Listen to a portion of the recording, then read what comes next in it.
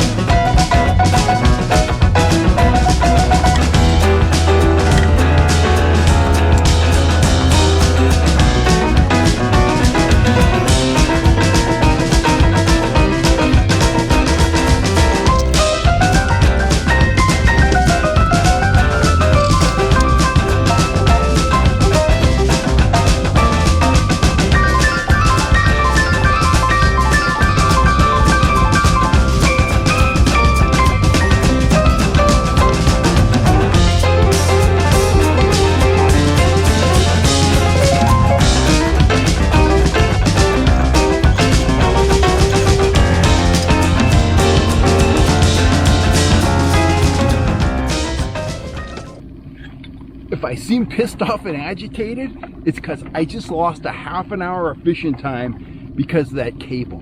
It's hard to work with, it's full of memory, it made a huge mess, and as soon as I get home, I'm ordering a spool of the Scotty Braid. I'm spooling this stainless steel off and throwing it in the trash. Should you put braid on your downriggers? 100,000%. The answer is yes. You saw why. One reason why. Okay, let's turn this day around. That was a complete and total nightmare. Okay, I've got my line down. I've got the trout Trix working down at about 20-ish feet. I've regained my composure. Let's talk about downriggers. Let's talk about cable. Let's talk about braid. There are a number of reasons that I prefer the braid over the cable. I never experienced that right there. Somehow the cable got underneath the spool on the downrigger. When I finally got it out, it was, I don't even know how to describe it. It was twisted a bunch of times, and to get the twist out, I had to relax tension on it. When I relaxed tension on it, well, the memory in the cable kicked in. It was going crazy. It was wrapped around my tool belt. It was wrapped around everything.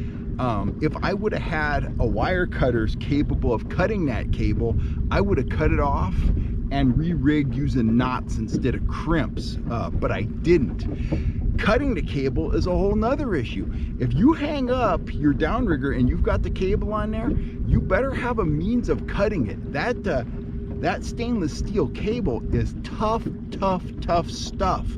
If you're in a kayak and you hang up, it can absolutely flip your kayak over if you've got windy conditions. And finally, it hums when you're going through the water.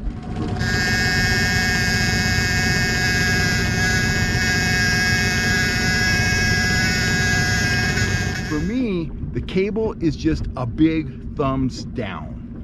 With the braid, has no memory. If you snag the bottom, you can cut it.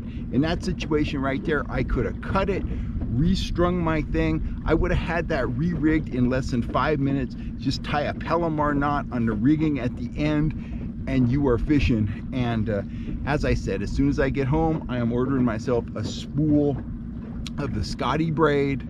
It's fantastic stuff. It's super easy to work with, and to me, it also offers added safety. especially if you're in a kayak, but if you're in a small boat like this as well. If you hang up, cut it off, you lose your weight, you lose some braid, grab your spare weight, put on another rigging set, which you should always have with you when you're out on a fishing trip. I have one. And 5-10 minutes tops, you're gonna be right back to fishing. So that's my take on cable and braid. I don't like cable. I think it's got a lot of drawbacks. The only advantage I can say about cable is it doesn't wear out and it is extremely tough. Sometimes that extreme toughness, it's not a benefit, it's a hindrance. If you need to cut it in an emergency situation, or you need to cut it to re-rig because you got a big tangle. Anyhow, I'm Kel Kellogg. Think about that. I see that question a lot online, and I get that question a lot, and that is my perspective on cable versus braid when I'm running a downrigger. Hands down, braid gets the nod for me.